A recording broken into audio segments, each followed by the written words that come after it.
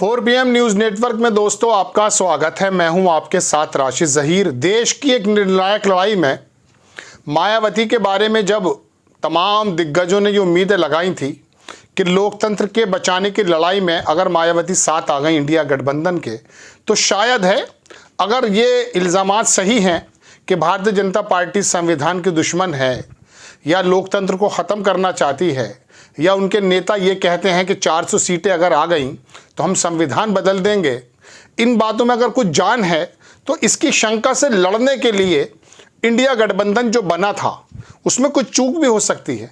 उसमें मायावती के बारे में शंकाएं थीं, लेकिन अब इतनी आगे बात आ चुकी है कि शायद मायावती नहीं आ पाएंगी। और आपको याद है परसों की खबर कि तेलंगाना के अंदर जो बहुजन समाज पार्टी के अध्यक्ष थे, उन्होंने इस्तीफा देते हुए क्या कहा? उन्होंने कहा कि दबाव है, इंडिया गठबंधन को हराने का मामला है। और बसपा पर उन्होंने बहन जी के बारे में कोई शब्द नहीं कहा। हालांकि जो बहन जी के भतीजे हैं आकाश आनंद, उनकी ट्विटर पर कुछ जो है बात हुई है उनसे, लेकिन एक आदमी विचार के साथ एक पार्टी के अंदर जो जिस पार्टी का मिशन था, उस मिशन के साथ ये अधिकारी वीआरएस लेकर के जब आया, उसको मालूम हुआ कि नहीं, कहानी तो कुछ और है। हालांकि ये कैंडिडेट बन सकते थे और हो सकता है एक सीट भी निकल जाती बीआरएस के साथ, लेकिन जब इनको महसूस हुआ कि नहीं, दबाव बनाया जा रहा है बीआरएस पर भी और साथ में बीएसपी पर भी, तो उन्होंने बीएसपी को छोड़ दिया। इस बात का अंदाज़ा साफ लग जाता है कि मायावती जी पर कोई ना कोई दबाव था, चूँकि वो तो पार्टी के अंग थे, प्रदेश अध्यक्ष थे, उसको जनाना भी चाहते थे और तेलंगाना में कुछ % वोट भी है बसपा का। दोस्तों, बात यह है कि मायावती जी ने ये अगर अभी तक जो देखा गया है, अगर ये फैसला किया कि वो इंडिपेंडेंट लड़ेंगी, गोया कि उन्होंने इंडिया गठबंधन को भी एक धक्का पहुंचाने का काम किया है। लेकिन खाली क्या ये इंडिया गठबंधन को धक्का पहुंचा है? नहीं। मैं कई एपिसोड आपके सामने बना चुका, मायावती ने बहुजन समाज पार्टी को ही धक्का नहीं पहुंचाया है। इस फैसले को लेकर के जो अब बिल्कुल ऐसा महसूस होता है कि कन्फर्म है कि वो नहीं आएंगी, वो धक्का पहुंचा है काशी राम जी की उन काविशों पर, उन कोशिशों पर कि जब समाज के तबके की लड़ाई लड़ने के लिए 1 रुपया 8 आना 4 आना लेकर के वो पार्टी के अंदर लिया करते थे और अपने समाज के नौकरी पेशा लोगों से बामसेफ के जरिए ये बात कहलाना और संगठन बनाया कि आप कुछ आर्थिक मदद कीजिए ताकि ये समाज उठ करके कम से कम इतना तो खड़ा हो जाए कि इसको मंदिर में जाने की इजाज़त मिले ना मिले, लेकिन शादी में अगर दलित का बच्चा घोड़ी पर चढ़ता है तो उसको कोई उतारे ना। इस मिशन को तकलीफ, इस मिशन को खतरे में डालने का ये काम मायावती जी से जाने अनजाने या किसी डर में हो गया। बहुत से लोग कहते हैं कि मायावती जी डरती नहीं है।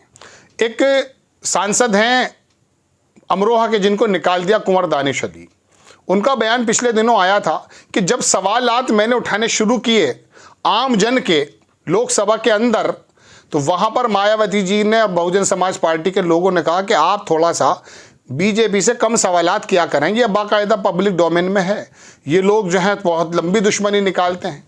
उसी वक्त अंदाज़ा दर्शकों को ये हो गया था कि मायावती जी के इस इर्द गिर्द जो अकूत संपत्ति उनके भाइयों के पास इकट्ठी है, शायद वो उसी के अंदर मुनहमिक होकर उसको बचाना चाहते हैं। लेकिन एक बात बताऊं दोस्तों, आजम खान एक ऐसा नेता जिसने मुस्लिम लोगों के लिए एक यूनिवर्सिटी बनाई, उसने जो भी उसके ऊपर नीचे काम किया उसको छोड़ दीजिए, लेकिन उसके छोटे छोटे जुर्म को पकड़कर उसके तमाम के तमाम, मैं कह सकता हूँ, एम्पायर को जो वक्फ है, आजम खान की बपोती नहीं है, इसमें कोई दो राय नहीं। पैच, इसमें कोई दो राय नहीं कि आजम खान के वीसी बनेंगे, उनके बेटे बनेंगे, ये बात है। लेकिन फिर भी अलीगढ़ मुस्लिम यूनिवर्सिटी जैसा, और बाकायदा रामपुर को अगर आप देखें, इर्द गिर्द अगर देखें, बाकी मुस्लिमों के लिए तो वो क्या कर पाए, लेकिन फिर भी एक कौम के लिए, अपने लोगों के लिए, कमज़ोर लोगों के लिए उन्हें एक ऐसा अदारा बनाया। लेकिन आज वो छोटे छोटे मुकदमों में जेल में बंद हैं। मायावती को जेल में क्यों नहीं डाला जा रहा है? मैं आपको बता दूं, मैं पहले भी कह चुका हूं कि इतनी हिम्मत प्रधानमंत्री मोदी जी में भी और भारतीय जनता पार्टी में भी नहीं है कि पूरे देश के अंदर वो दलितों को ये बताएं कि तुम्हारी सबसे बड़ी नेता को किसी आरोप में हमने जेल में डाल दिया। लेकिन एक बात मैं आपको बता दूं, एक व्यक्ति को आप जेल में ना डालें, लेकिन वो मिशन जो फल फूल रहा था, जो काशीराम के खून और पसीने से लगे थे पंजाब के वो बंदे, और आकर के उन्होंने जगाया और लोगों को उठाया और राजनीति करना सिखाया। और प्रशासनिक एतबार से मायावती ने कुछ इस प्रकार से कार्यकाल उनका रहा, इसमें कोई दो राय नहीं, कि मैं शुरू से कहता हूं कि कल्याण सिंह और मायावती, इनके दोनों के कार्यकाल को लोग याद करते हैं उत्तर प्रदेश में।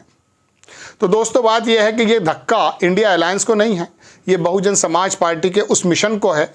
चूंकि अब ये समाज जिसको पहले से कमज़ोर कर दिया गया है, 5 किलो की लाइन में लगा दिया गया तमाम अल्पसंख्यक दलित लोगों को, कमज़ोर वो लोग हैं और कहते ही हैं कि हम गरीबी रेखा से उठाकर ले आए। गरीबी रेखा के ज़रा पता कर लीजिए कि कितने डॉलर, $2, $2.25 का मानक है। $1 82 रुपये का, यानी कि 160-70 रुपये अगर कोई कमा लेता है तो वो गरीबी रेखा से ऊपर है। समझ गए आप? इसके बारे में वो भी झूठा ऐलान। अगर 18 करोड़ या 23 करोड़ को गरीबी रेखा से आपने निकाल दिया है तो सवाल फिर वही उठता कि 81 करोड़ लोग लाइन में क्या कर रहे हैं। तो अब ये जो कमज़ोरी हज़ारों साल से थी इस समाज की, उस समाज के साथ मैं आपको सच बता रहा हूँ, किसी ज़माने में जिन्ना की बात अगर मैं आपसे कहूँ तो उनके बारे में मौलाना अब्दुल कलाम आज़ाद का वीडियो पड़ा भी है, वो आवाज़ में ऑडियो वीडियो है, वीडियो तो नहीं ऑडियो है। वो जामा मस्जिद की जब सीढ़ियों से उन्होंने अपनी पूरी कौम को, कह सकता हूँ, खिताब किया था और उन्होंने कहा था कि ये जो आप नफ़रतों का बीज बोकर जा रहे हैं, तमाम ज़िंदगी इस समुदाय को, यानी कि मुस्लिम समुदाय को एक शक की निगाह से देखा जाएगा। आप ऐसा ना करें, इकट्ठे रहें। लेकिन बहरहाल जिन्ना नहीं माना और चला गया वहाँ, वो एक अलग मसला है। तो आपको मैं एक बात बता दूँ, एक नुकसान तो जिन्ना ने किया था अपनी कौम को लेकर के, और एक नुकसान जाने अनजाने में, लालच में या डर में मायावती जी कर रही हैं।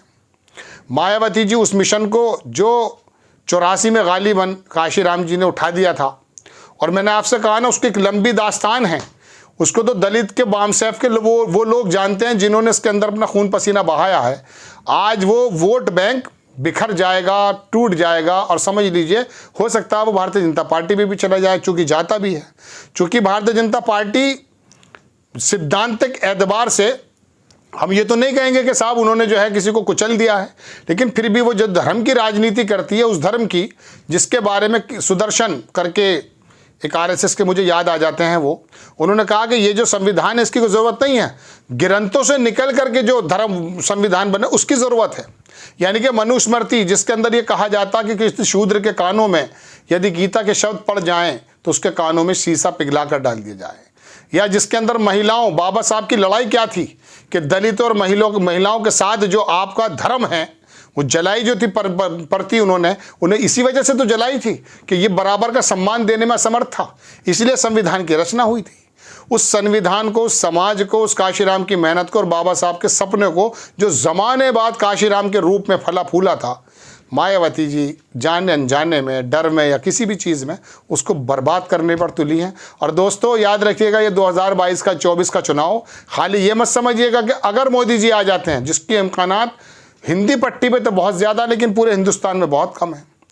मैं आपको बता देता हूँ, और ये इम्कानात अगर सही होते हैं, ये आशंकाएँ अगर सही होती हैं कि अल्पसंख्यकों की ज़िंदगी क्या हो जाएगी, क्या नहीं हो जाएगी, आप यकीन मानिए वो जो पहले प्रथाएँ चला करती थी ना, एक ठाकुर बड़ा समाज में नाम नहीं लेना चाहता, माफ़ी चाहूँगा, वो जो बड़ा समाज जो छोटे से लोगों को कुचलने की बात किया करता था, वो दोबारा आपकी नज़र के सामने आ जाएगा। आपको खबर कैसी लगी अपनी राय कमेंट्स बॉक्स में ज़रूर दीजिए। चैनल को सब्सक्राइब कीजिए, शेयर कीजिए। नेक्स्ट टाइम में किसी खबर के साथ हाजिर होता हूँ। जय हिंद।